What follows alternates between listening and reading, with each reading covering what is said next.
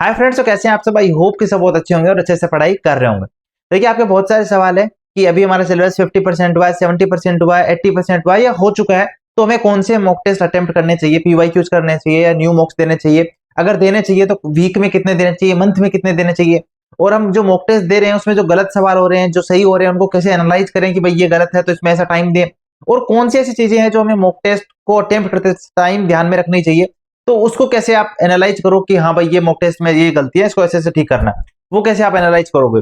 इन सब चीजों के बारे में हम इस वीडियो में बात करेंगे। तो अगर आप चैनल पर नए हैं तो सबसे पहले चैनल को जाकर सब्सक्राइब कर लो, एकदम फ्री है, कोई रुपया नहीं लगेगा। सब्सक्राइब करना है और जो बेल नोटिफिकेशन है उसको ऑन कर लेना है, ताकि जितने भी यूजफुल वीडियोज है आपके नोटिफिकेशन आप देखिए। सबसे पहले अगर मैं बात करूं कि अभी अगर हमारा सिलेबस कितना हो चुका हो तो हम मॉक टेस्ट दें, तो आपका सिलेबस अगर 50% से ऊपर है, चाहे वो 70 हो, 60 हो, 80 हो, 90 हो, कैसे पता लगाएं। आपको लग रहा है कि आपका अर्थमेटिक फिनिश होने वाला है, अर्थमेटिक के 7-8 टॉपिक आपने कर लिए हैं, आपको लगता है कि आपने इंग्लिश ग्रामर पढ़ ली है, आपको लगता है कि आपने रीजनिंग में coding, recording series, analogy, classification से टॉपिक कंप्लीट कर लिए हैं, जीके में आपने चाहे कितना भी किया हो फिर भी मॉक टेस्ट आपको देना चाहिए। तो अगर आपको हर सब्जेक्ट में ऐसा ऐसा आपको लग रहा है जैसा मैंने बताया, तो आप मॉक टेस्ट देना स्टार्ट कर दो। और वीक में 2 मॉक टेस्ट आप दे सकते हो। 2 मॉक टेस्ट जो कि अभी इनिशियली प्रारंभिक तौर पे, अगर मान लो किसी का सिलेबस चल रहा है तो उसको पीवाईक्यूज ही देने। अगर किसी का सिलेबस 50% के बाद में मैं बात करूं 80% हो चुका है या पूरा सिलेबस हो चुका है, तो उसको देने हैं एक न्यू मॉक टेस्ट और एक पीवाईक्यू। इस तरीके से दे सकता है। और जिसका सिलेबस पूरा खत्म हो चुका है वो तो भाई एक में 3 मॉक दे, एक न्यू दे ले और 2 पीवाईक्यूज दे ले। तो इस तरीके से आपको मॉक टेस्ट अपने डिवाइड करने हैं कि कौन से मॉक टेस्ट देने। अगर मैं ईयर वाइज बात करूं कि भाई सबसे पहले कौन से मॉक टेस्ट अटेम्प्ट करूं पीवाईक्यूज में, तो सीजीएल चॉइस वाले मॉक जो है वो अवेलेबल हो चुके हैं टेक्स्ट बुक पे, तो जाके सबसे पहले सीजीएल चॉइस वाले दो, देन उसके बाद सीजीएल 23 वाले, देन सीजीएल 22 वाले। इस तरीके से पीवाईक्यूज हमें 1 बाय 1 कंप्लीट करने। हमें सीजीएल 22, 23, चॉइस तीनों के प्री के और मेंस के जो पीवाईक्यूज है मॉक टेस्ट है वो कंप्लीट करने। ये बात ध्यान रखिएगा, सबसे पहले हमें CGL choice, then CGL 23, then CGL 22। तो समझ में आया कितने मॉक देने हैं? 2 मॉक देने हैं वीक में। अगर 50% से ऊपर सिलेबस हो चुका है तो एक मिड वीक दे लो, एक संडे को दे लो। एंड मॉक कौन सा देना है? पीवाईक्यूज देना है। और न्यू मॉक और लाइव मॉक से अभी थोड़ा सा दूर रहिएगा, क्योंकि आपका सिलेबस चल रहा है। जब सिलेबस कंप्लीट हो चुका है तो एक एक न्यू मॉक और 2 पीवाईक्यूज 2:1 टाइप में आप रख सकते हो, ताकि आपको पता चलता रहे कि अगर मान लो कुछ नया सवाल आए या अलग से आए, कुछ इररिलेवेंट आए या कुछ भी अलग से पूछ ले, तो वो भी एग्जाम में हो सकता है और उसको हमें कैसे हैंडल करना है वो चीज आपको पता रहे। तो पहला सवाल आपका यही खत्म होता है। दूसरी चीज आती है कि हम मॉक टेस्ट अटेम्प्ट करें तो कैसे अटेम्प्ट करें। मतलब होता है कि हमें कैसे पता हो कि सबसे पहले मैथ्स करें, रीजनिंग करें, जीके करें, इंग्लिश करें। तो देखो, इसका सवाल मेरे पास तो यही, इसका जवाब तो मेरे पास यही है कि आपको जो सूट करता है। आपको लगता है ना कि मैं पहले इंग्लिश करता हूं तो मुझे ज्यादा कॉन्फिडेंस मिलता है, देन मैं रीजनिंग और मैथ्स के लिए टाइम बचा लेता हूं लास्ट के, और लास्ट में मैं रीजनिंग और मैथ्स को करता हूं। अगर आपको लगता है कि मैं जीके पहले अटेम्प्ट करता हूं और फिर इंग्लिश कर लेता हूं ताकि जल्दी से मेरा 2 पोर्शन खत्म, फिर मेरे मैथ्स और रीजनिंग बचेगा वो बाद में कर लूंगा। ये सबका अपना अपना पर्सनल होता है, तो आपका भी कोई भी जो आपको सूट करता है वो रखो। बट मेरा इनपुट तो ये है कि मैं क्या करता था, तो मैं सबसे पहले करता था रीजनिंग, कि भाई रीजनिंग में चलो मुझे 15 मिनट के बजाय 18-20 मिनट भी लग गए, 22 मिनट भी लग गए, तो फिर मैं 22 मिनट उसमें लग गए, देन मैं मैथ्स में कवर करूंगा 20 मिनट। मान लो मैथ्स और रीजनिंग को लग के अगर मुझे ज्यादा से ज्यादा, मान लो मेरा दिन खराब है, मुझे 40 या 42 मिनट, 45 मिनट भी लग गए ना, तो उसके बाद मुझे पता है कि यार इंग्लिश ऐसा कोर्स है ना जिसमें मैं चाहूँ तो 5 मिनट में भी कर सकता हूँ, 7 मिनट में भी कर सकता हूँ, और लेना चाहूँ तो 10 प्लस मिनट, 15 मिनट भी ले सकता हूँ। तो इंग्लिश में क्या है कि आपको 1 वर्ड आ रहा है तो आ रहा है, लेकिन अगर आपके पास टाइम है, आप पहले अटेम्प्ट कर रहे हो इंग्लिश को जैसे मान लो, तो आप क्या करोगे, आपको 1 वर्ड को भी सोचोगे यार ये ऑप्शन क्यों नहीं है, ये वो ये होना चाहिए या वो होना चाहिए। इस तरह के एडी में भी सोचोगे, वोकेब में भी सोचोगे भाई सीनो ये होगा या नहीं होगा। क्लोज टेस्ट में बहुत ज्यादा टाइम दे दोगे सोचने में। क्यों? क्योंकि हमें लगता है कि सबसे पहले इंग्लिश कर रहे हैं, टाइम है, तो हम वही चीज, वही इंग्लिश को जो हम बाद में पेपर, मान लो मैथ्स रीजनिंग में टाइम मैनेज नहीं हो पाया, तो वही इंग्लिश को जो हम 5-7-9 मिनट में कर सकते थे, वही इंग्लिश को हम स्टार्टिंग में करेंगे तो हो सकता है ज्यादा टाइम दे दे। तो इसलिए मेरा था ये, मैं आपको कह रहा हूँ, आप अपने हिसाब से रखिएगा। तो मेरा ये था कि यार मैं सबसे पहले रीजनिंग करूं, क्योंकि उसमें मुझे लगता है कि थोड़ा सा ज्यादा टाइम मुझे लगता था, उस टाइम मैथ्स से भी ज्यादा टाइम लगता था मुझे ऐसा लगता है।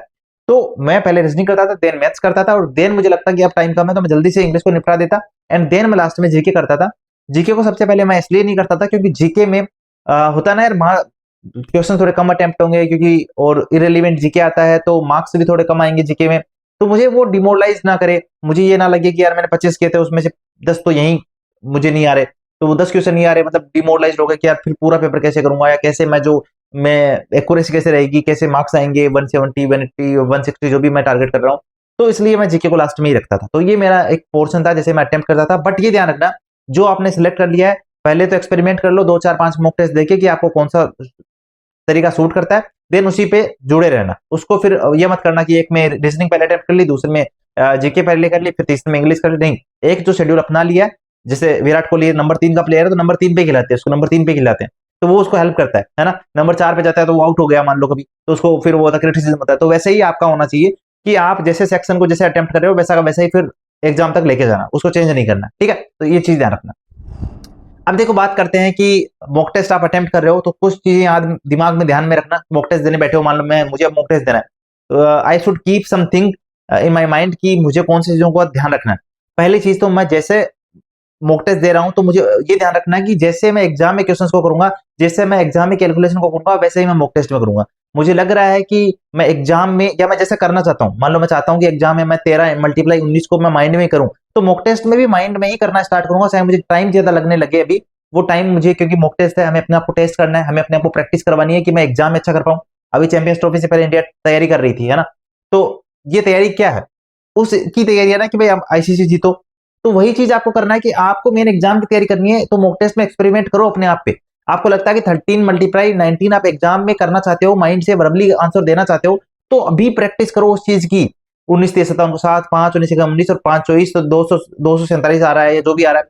तो इस तरीके से अभी दिमाग में करो वो चीजें जो आप एग्जाम में करना चाहते हो, वो अभी मॉक टेस्ट में इंप्लीमेंटेशन करने की कोशिश करना। ये ध्यान रखना, चाहे वो वोकेब की बात करूं चाहे इंग्लिश की बात करूं। जिस आपको लगता है कि मैं मैथ्स में एवरेज टाइम इतना चाहता हूं एग्जाम में कि मेरे को 20 मिनट लगे, तो अभी मॉक टेस्ट में भी ट्राई करो कि 20 मिनट में कर पाओ।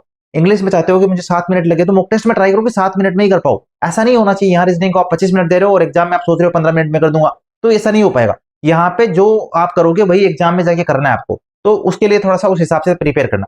दूसरी चीज ध्यान रखना, जब भी मॉक टेस्ट को अटेम्प्ट कर रहे हो, आपका नजरिया ये नहीं रहना चाहिए कि मैं बस करता जाऊं। नहीं, आपको ये ध्यान रखना है कि मुझे एग्जाम में क्या करना है, मुझे एग्जाम में करना है, जो नहीं आ रहा है उसको स्किप करूंगा, वो उसको लास्ट में करूंगा, जो हार्ड होगा उसको लास्ट में करूंगा, जो मुझे आ रहे हैं सबसे पहले वन को मैं वो करता जाऊंगा जो इजी लग रहे हैं, क्योंकि वो सब चीजें है ना वो हमें एग्जाम के लिए तैयार करती है। तो मॉक टेस्ट को हमें उसी हिसाब से प्रिपेयर करना है, ठीक है। तीसरी चीज ध्यान रखना, जो टॉपिक जिन लोगों का सिलेबस कंप्लीट नहीं हुआ है वो लोग क्या होते हैं, डिमोरलाइज हो जाते हैं कि मेरे मॉक में मार्क्स 90 आए, 100 आए, 80 आए, तो मेरा कैसे सिलेक्शन होगा। मेरे भाई सबसे पहले ध्यान रखो कि आप आज कहाँ स्टैंड करते हो, आपका सिलेबस कहाँ हुआ है, 50% हुआ है, और आप सोच रहे हो कि आपके 150 आएंगे, नहीं आएंगे। तो जो थोड़ा अपने आप को एनालाइज करो कि आप कहाँ आज स्टैंड कर रहे हो, सिलेबस कितना हुआ है, रिवाइज कितनी बार किया है, आपने प्रैक्टिस कितनी पीवाईक्यूज की कर ली है, तो उस हिसाब से आपका स्कोर आएगा। तो अगर आपको लगता है कि आज अभी तक आप नहीं कर पाए, आप करोगे करोगे आगे चीजें करोगे, सिलेबस करोगे, फिर रिविजन करोगे, तो अभी उस पर छोड़ दो। अभी से डिमोरलाइज होने की कोई जरूरत नहीं है और कोई वो बनता भी नहीं है। तो इस चीज का भी ध्यान रखें कि अभी आप, क्योंकि आपका सिलेबस कम हुआ है या आपने रिविजन कम किया है, तो स्कोर उस हिसाब से आ रहा है। जिन लोगों को 160 आ रहा है उनका 160 पहले से, क्योंकि उन्होंने सिलेबस कर लिया था, रिवीजन कर लिया, प्रैक्टिस कर ली, तो 160 आ रहा है। आप जब ये चीजें पार करके वहां तक पहुंचोगे तो आपके भी आने लगेगा, ठीक है। दूसरा ये ध्यान रखो, अभी टेक्स्ट बुक पे सेल भी चल रही है, क्योंकि टेस्ट हमें देने हैं, मॉक टेस्ट हमें बहुत सारे अटेम्प्ट करने हैं, तो टेक्स्ट बुक में सेल चल रही है 13-14 फरवरी को। जिन लोगों का पास प्रो नहीं खरीदा हुआ है वो खरीद ले, क्योंकि यार पास प्रो काम आएगा। 800 प्लस एग्जाम्स के उसमें है, आपसे एसएससी तैयारी करो, बैंक की करो, रेलवे की करो, मॉक टेस्ट किसी भी एग्जाम के आपको देने हो, स्टेट एग्जाम के देने हो, सारे वहां पे मिलते हैं। और हमें पीवाई के जो अटेम्प्ट करने हैं, चैप्टर वाइज टेस्ट करने हैं, क्विजेस करनी है, तो हमें टेक्स्ट बुक चाहिए, और टेक्स्ट बुक का पास आपको खरीदना चाहिए। अगर आपके पास नहीं है तो अभी पास प्रो पर सेल चल रही है, दोबारा बता रहा हूँ, सेटन कोड यूज करेंगे। 13 और 14 फरवरी को जो है सेल है, तो खरीद लेना। आपको अगर नीड है, आपके पास नहीं है तो जरूर खरीद ले, अभी डिस्काउंटेड प्राइस है तो खरीद ले, क्योंकि बाद में प्राइस वापस बढ़ जाएगी, ठीक है।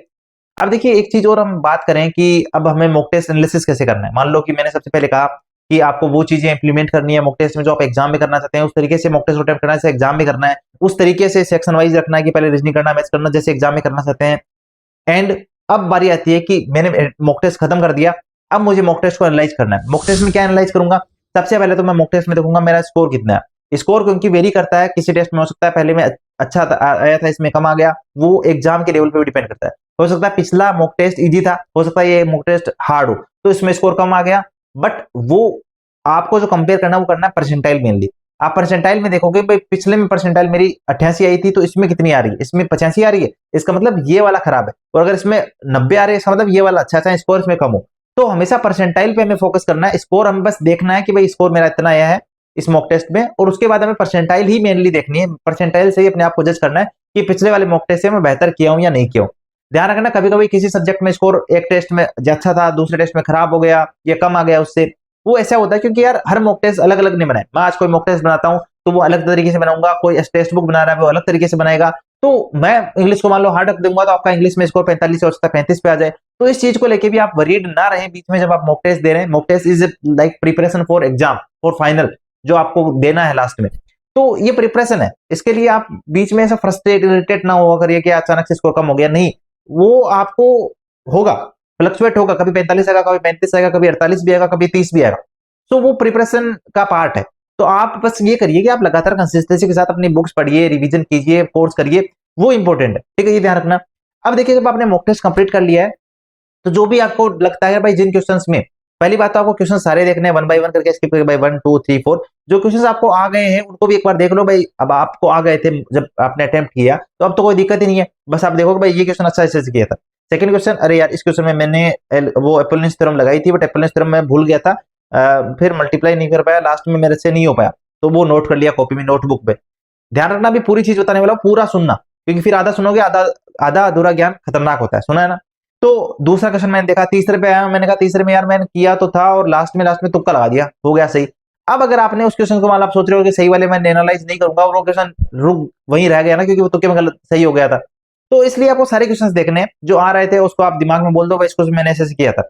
जो नहीं है या जहां तुक्के से आंसर सही हो गया या जिनमें ज्यादा टाइम लग गया वो हमें नोटबुक में नोट करने हैं, ये ध्यान रखना। एक नोटबुक बनानी है, 80 से 100 रुपए की नोटबुक ले आओ, रुपए लगेंगे एक बार बट ले आओ प्लीज, वो बहुत काम आएगी आपकी नोटबुक। वो नोटबुक ले आए, उसमें वो वाले क्वेश्चंस लिख रहे हैं। अब ध्यान रखना वो वाले क्वेश्चंस जब लिख रहे हैं तो जैसे ज्यादातर हमें दिक्कत आएगी मैथ्स में, रीजनिंग में, इंग्लिश में, जीके में, क्योंकि ज्यादातर ऐसे क्वेश्चन होंगे नहीं जिनमें ज्यादा कॉन्सेप्ट लग रहे हो या ऐसी चीजों जो आपको समझ में नहीं आई सोल्यूशन देख के, ऐसा चीज तो मैथ्स में सबसे ज्यादा होगी। तो ध्यान रखना, जैसे मान लो कोई एपोलिनस थ्योरम का क्वेश्चन था एंड मुझे उस टाइम नहीं समझ में आया और सॉल्यूशन में भी कोई दूसरा तरीका दे रखा है, तो मुझे अपनी नोटबुक जो मैंने आपका टेस्ट बुक के लिए, टेस्ट के लिए, मॉक टेस्ट के लिए एक नोटबुक बनानी है, उसमें कोई वो सॉल्यूशन नहीं लिखना है जो उस सॉल्यूशन में दिया, मुझे अपना सॉल्यूशन लिखना है जो मैंने पढ़ा है, जो मेरे नोट्स में। तो जाओ उस पर्टिकुलर टॉपिक पे, मैं जाऊंगा अपनी ज्योमेट्री में एपोलिनस थ्योरम का खोलूंगा, एंड एपोलिनस थ्योरम में कैसे क्या करता था मैं उसको देखूंगा और फिर उस क्वेश्चन को अपनी खुद से सॉल्व करूंगा और अपनी नोटबुक में जो मैंने बनाई है उसमें लिखूंगा। ध्यान रखना इस चीज को जो मैं कह रहा हूं। फिर मैं आगे गया, मैंने देखा परसेंटेज का एक वोटिंग वाला क्वेश्चन था जो मेरे से गलत हो गया, तो मैंने उसको भी लिख लिया कॉपी में। जल्दी ध्यान रखना, पहली बात तो लिखने का मतलब ये नहीं होता कि आप हर चीज लिखो कि राम को 220 वोट पड़े, उसमें से श्याम को ए, उस राम को ए लिख दो, श्याम को बी लिख दो, वो चलेगा। शॉर्ट में लिखना है, फास्ट हैंडराइटिंग में लिखना है, ज्यादा टाइम नहीं गवाना। ध्यान रखना ऐसे एनालिसिस में आप कह दोगे हमें तो 5 घंटे लगे, तो थोड़ा स्मार्टली चीजें करनी होती है कि हम क्वेश्चन में से वो चीजें लिखे जिससे हमें बस समझ में आ जाएगी ऐसा क्वेश्चन था। ए के सामने मैंने 120 लिख दिया, मतलब ए को 120 वोट मिले थे, बी के सामने 220 लिख दिया, डायरेक्टली लिख दिया, ज्यादा टाइम लग रहा है तो इस तरीके से क्वेश्चंस को नोट करना होता है पहली चीज। क्योंकि बहुत सारे मेरे छोटे भाई बहन जो है बहुत भोले हैं, उनको लगता है कि सारा लिखो यार, आराम से लिखते रहते हैं, 5 घंटे लगा देते हैं, वो दिन खत्म हो जाता है। तो थोड़ा स्मार्टली भी करना होता है चीजों को।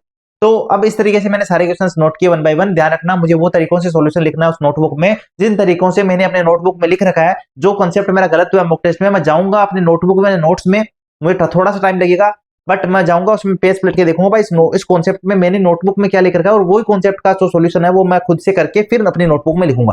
कोई क्वेश्चन मुझे ऐसा होगा जो नहीं समझ में आया, सॉल्यूशन में नहीं समझ में आया, नोट्स में भी नहीं है, उस क्वेश्चन को मैं जाऊंगा, पब्लिक ग्रुप्स होते हैं, हमारा पब्लिक ग्रुप डाउट ग्रुप है, उसका मैं लिंक डिस्क्रिप्शन में दे दूंगा, वहां जाके डालना, एक दूसरे से डिस्कस होगा, सब बताएंगे। अब वहां पे ये नहीं है बातें करने लग गए, बस उसको डाल के छोड़ दो। फिर शाम को जब पढ़ाई करके शाम को फ्री हो तब देखना कि भाई किसी ने कोई सॉल्यूशन भेजा क्या, भेजा है तो उसको देख लो एंड एनालाइज करो कि हाँ अच्छा ऐसे होता है, उसको समझ लो और उसको उसके बाद उस नोटबुक में नोट करना है, ठीक है। तो इस तरीके से आपको 1 बाय 1 चीजें करनी है कि जो गलत क्वेश्चन हो गए जिनमें ज्यादा टाइम लग गया, जो क्वेश्चन ऐसे है जो तुक्के में सही हो गए, उन क्वेश्चन के लिए हम अलग नोटबुक बनाएंगे, उस नोटबुक में लिखेंगे और उस नोटबुक में वो सॉल्यूशन लिखेंगे जो हमारी नोटबुक में नोट्स में पहले से है, उस तरीके से हम समझ के उस सॉल्यूशन को उसमें लिखेंगे। किसी क्वेश्चन का सॉल्यूशन नहीं समझ में आया तो उस क्वेश्चन को नोटबुक में लिख लो और सॉल्यूशन की जगह छोड़ दो। आगे कभी ना कभी आप जब रिवाइज करोगे, प्रैक्टिस करोगे, वैसा क्वेश्चन आएगा और उस क्वेश्चन के टाइम में आपको कॉन्सेप्ट समझ में आएगा और वो कॉन्सेप्ट समझ में आने के बाद आप नोटबुक में उस पेज पे उस क्वेश्चन का सॉल्यूशन लिख देना, या फिर डाउट ग्रुप में कोई सॉल्यूशन देगा तब लिख देना, ठीक है। इस चीज को समझे। अब एक इंपॉर्टेंट चीज कि यार ये नोटबुक तो बना ली, लिख रहे हैं, कॉन्सेप्ट लिख रहे हैं, ग्रामर की कोई वोकैब थी नहीं वो लिख दी, प्रीपोजिशन था, फिक्स प्रीपोजिशन के डेफर के बाद ऑफ आता है या फ्रॉम आता है वो लिख दिया, डिफरेंट के बाद फ्रॉम आता लिख दिया, मैंने फोकस के बाद ऑन आता लिख दिया, इस तरीके के फिक्स प्रीपोजिशन के क्वेश्चन आए थे मैंने लिख दिए उस टेक्स्ट बुक वाली कॉपी पे, टेस्ट वाली कॉपी पे। उस टेस्ट वाली कॉपी का जब भी आप नेक्स्ट मॉक दो उसके बाद पहले पिछले टेस्ट में क्या किया था वो एक बार पेज पलट के देख लो, वो बहुत ज्यादा इंप्रूवमेंट आपको देगा। आपको पता चल गया अच्छा पिछले टेस्ट में मेरे एपोलिनस थ्योरम ये गलती हो गई थी, अच्छा पिछले टेस्ट में वोटिंग वाले में ये गलत किया था, ओहो। तो ऐसे टेस्ट सोचो आप 1 दोगे, 2 दोगे, 3 दोगे, 50 दोगे, 60 दोगे, 70 दोगे, उसके बाद आप और उसको एनालाइज कर रहे हो, आप देख रहे हो पिछले में गलती हुई थी, और उसके बाद आप टेस्ट देते जा रहे हो, 50 60 70 मॉक होने के बाद आप एनालाइज करोगे कि आप कहाँ स्टैंड कर रहे हो, क्योंकि आपने बहुत अच्छे से एनालाइज किया, बहुत अच्छे से जो सॉल्यूशन लिखे आपने नोटबुक में, उस नोटबुक को बार बार, मैंने जैसा कहा कि जब नेक्स्ट मॉक दो तो पीछे लेके रिवाइज करके देना, आगे बढ़ना, जो गलत क्वेश्चन की कॉपी में नहीं उसको, ठीक है। तो इस तरीके से वो कॉपी आपकी वीकली भी रिवाइज करनी है, आपको मंथली रिवाइज करना है, उस कॉपी को रिवाइज करते जाना, क्योंकि वो नोटबुक जो होगी टेस्ट वाली, वो आपकी उन गलतियों का संग्रह होगी जो आपको दिक्कत देते हैं, जो आपकी वीक पॉइंट्स हैं, जो आपको कम समझ में है, जो आपके लिए हार्ड है, जो आपके लिए अनकंफर्टेबल वाले क्वेश्चन है, और वही अनकंफर्टेबल वाले क्वेश्चन इस तरीके से धीरे धीरे कंफर्टेबल में चले जाएंगे, और आपको वो मॉक टेस्ट धीरे धीरे और ज्यादा इजी लगेंगे, वो स्कोर 120 130 140 जाएगा, 150 जाएगा, एंड देन 170 180 तक भी चला जाएगा। नीड है फोकस की, नीड है वो क्वेश्चंस को बार बार रिवाइज करने की, जो हमने उस नोटबुक में लिखे हैं, नीड है कि हम रेगुलर उस चीज को करें जो हमने ठान लिया है, मॉक टेस्ट दें, मॉक टेस्ट को एनालाइज करें, मॉक टेस्ट में जो गलत हुआ उसको नोट करें, उस कॉपी को बार बार रिवाइज करें, एंड मॉक टेस्ट देने से पहले उन चीजों को ध्यान रखेंगे, मुझे जो एग्जाम में करना है वो मॉक टेस्ट में करना है, मुझे एग्जाम में अगर जिस तरीके से क्वेश्चन करना चाहता हूं उसी तरीके से मैं मॉक टेस्ट में करूंगा। ध्यान रखना, बहुत सारे लोग हर साल 330 340 ला रहे होते हैं, एग्जाम में जाके फेल हो जाते हैं, क्योंकि उनका माइंडसेट अच्छा नहीं होता, क्योंकि वो वीक होते हैं अपने इन तरीकों में कहीं ना कहीं। देखो, मैं ये नहीं कह रहा कि सारे एक जैसे हैं, किस्मत भी एक फैक्टर है, बट किस्मत इतना भी नहीं होगा, आपको मेंटली स्ट्रांग बनना पड़ेगा। तो जो चीजें आप एग्जाम में करना चाहते हैं वो मॉक टेस्ट में करते रहेंगे ना, तो आप मेंटली स्ट्रांग बनेंगे, जितना मेरा बिलीफ है, जितना मैंने किया है। तो बस यही है इस वीडियो में, आई होप की चीजें समझ में आई होगी। नोटबुक जरूर बनाना, जो लोगों ने नोटबुक बना रखी है वो कमेंट सेक्शन में बताएंगे, और जिन्होंने नहीं बना रखी वो आज से स्टार्ट करेंगे मॉक टेस्ट को इस तरीके से एनालाइज करना जिससे मैंने बताया है। सेक्शन कैसे अटेम्प्ट करने वो आप समझे होंगे, कैसे एनालाइज करना वो आप समझे होंगे, कौन से मॉक टेस्ट देने वो आप समझे होंगे, और कैसे देना 24 23 22 ये भी ध्यान रखना, ठीक है। और सेल के बारे में मैंने आपको बता ही दिया है। तो ये सब है इस मॉक टेस्ट के कंप्लीट पैकेज के बारे में कि मॉक टेस्ट कैसे अटेम्प्ट करने, सेक्शनल क्विज और चैप्टर वाइज टेस्ट की अगर मैं बात करूं तो मैं ये कहूंगा कि कोई चैप्टर आपका कंप्लीट हो गया, कभी टाइम है तो चैप्टर की क्विज दे लो, चैप्टर वाइज टेस्ट दे लिया, मेरा रेशियो कंप्लीट हो गया, रेशियो क्विज दिखे 15 तो दे लिए यार, 15 20 मिनट तो लग रहे हैं। सेक्शनल क्विज और चैप्टर वाइज टेस्ट का पूछा मत करो कि लगाएं या नहीं लगाएं, उसमें कोई पूछने जैसी चीज है ही नहीं, कभी टाइम है चैप्टर कंप्लीट हो गया तो दे लिया 15 20 मिनट, 20 मिनट का 25 मिनट के बारे में क्या पूछ रहे हो। हम 20-25 मिनट तो यार ऐसे ही बैठे बैठे निकाल देते हैं सोच सोच के, तो यार वो 20-25 मिनट वहां इन्वेस्ट कर देंगे, तो उसका पूछो मत, वो जब भी आपका मन करे कभी भी लगाओ, but full mock test week में 2 देते रहना, अगर आपका सिलेबस अभी चल भी रहा है तो भी, क्योंकि अब आपको एनालाइज करना है अपने आप को कि कहाँ दिक्कत हो रही है, जो हमने पढ़ चुके हैं। तो यही था आज के इस वीडियो में, वीडियो थोड़ा लंबा हुआ है बट अपने दोस्तों के साथ शेयर करना, क्योंकि बहुत यूजफुल चीजें बताई है, बहुत कामदायक और जेन्युइन चीजें बताई है। तो आई होप कि आप वीडियो को लाइक करेंगे, चैनल को सब्सक्राइब करेंगे और बेल आइकन को प्रेस कर लेना, क्योंकि इसी तरह के यूजफुल वीडियोस हम आपके लिए लाते रहते हैं। तो बाय बाय फ्रेंड।